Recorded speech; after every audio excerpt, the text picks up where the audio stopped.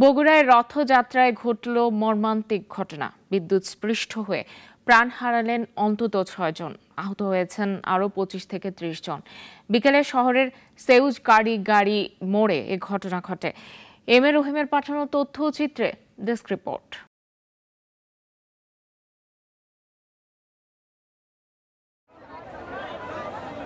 বিকাল 5:15 বগুড়া শহরের সেউজগাড়ি ইস্কন মন্দির থেকে বের হয় জগন্নাথ দেবের রথযাত্রা।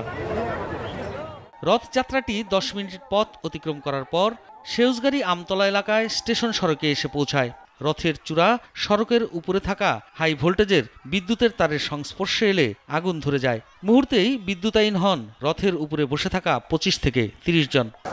আমার মাস্তাতো ভাই হঠাৎ করে জগন্নাথ দেবের রথযাত্রার বৈদ্যুতিক শর্ট খেয়ে সে মৃত্যুবরণ করেছে আর কি। অনেক মানুষ পড়ে আছে, তারা কারো শর্ট খেয়েছে, কারো নখ গলে গেছে, কারো এগুলো দিয়ে রক্ত, মুখ দিয়ে রক্ত পুরো শরীর পুড়ে গেছে। তাদেরকে মেডিকেলে আনার সাথে সাথে চিকিৎসারত অবস্থায় আমার জানা মতো 5 জন লোক, এখানে ধর্মযাজক লোক 5 জন মারা গেছে এবং আরও অনেকে আহত।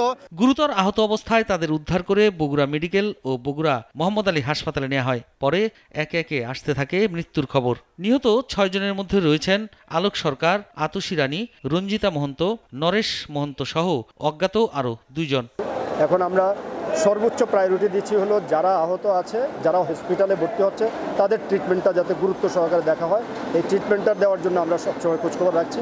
আমাদের পুলিশ সুপার মহোদয় সহ আমরা খোঁজ নিচ্ছি এবং আমাদের তত্ত্বাবধায়ক হসপিটালের যিনি আছে ওনাকেও রিকোয়েস্ট করেছি। স্থানীয়রা জানান প্রতি বছরই এখানে রথ হয়, কিন্তু এমন দুর্ঘটনা কখনো ঘটেনি। এবার কেন ঘটল তা খতিয়ে দেখার তাগিদ দেন তারা। নাগরিক নিউজ ডেস্ক।